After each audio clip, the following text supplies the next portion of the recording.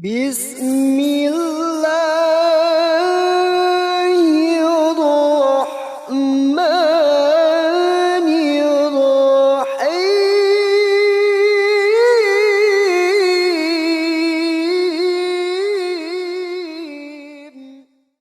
Sedekah itu bisa menghapuskan dosa-dosa. Sebagaimana hadis Muadz bin Jabal radhiyallahu anhu disebutkan dalam Sunan Tirmidzi dengan sanad sahih, Nabi SAW bersabda, "As-sadaqatu tudfi'ul khati'ata kama yudfi'ul ma'un nar." Sedekah itu menghapus kesalahan sebagaimana air memadamkan api. Jadi ada dosa-dosa yang dimaafkan oleh Allah karena sedekah. Abdullah bin Abbas, Abdullah bin Umar radhiyallahu anhum ajma'in berkata, kalau aku punya perkara yang belum selesai atau doaku belum diijabah, maka aku sengaja keluar mencari orang miskin untuk aku bersedekah padanya. Dan dengan itu Allah Subhanahu wa taala memudahkan urusanku. Sekian banyak keutamaan teman-teman sekalian. Resep yang sederhana, sedekah. Kalau untuk menginvestasi yang sebenarnya, lihat tuh kantong-kantong investasi yang besar orang-orang miskin di sebelah rumah yang tiap hari minta makanan di pasar. Mereka tempat-tempat investasi yang besar. Ini Ramadan, menjelang Ramadan, insyaallah besok kita akan bahas masalah menghidupkan Ramadan dengan amal-amal saleh.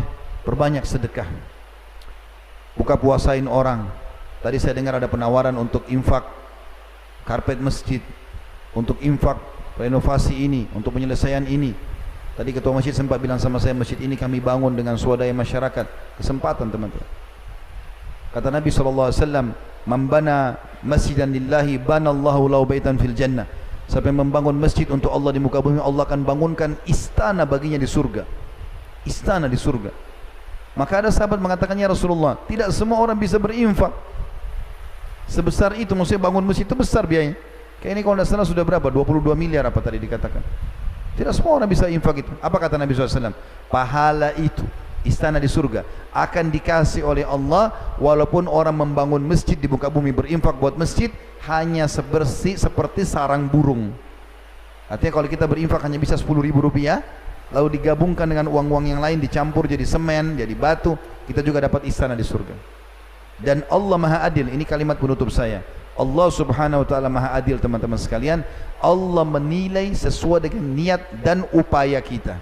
Pernah ada sahabat mengeluarkan infak 1 dirham, yang satu lagi 100 dirham.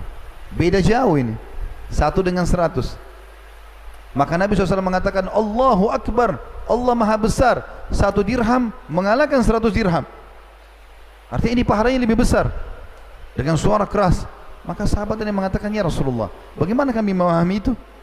Secara kuantitas jelas jumlahnya 100 lebih banyak daripada 1. Apa kata Nabi SAW?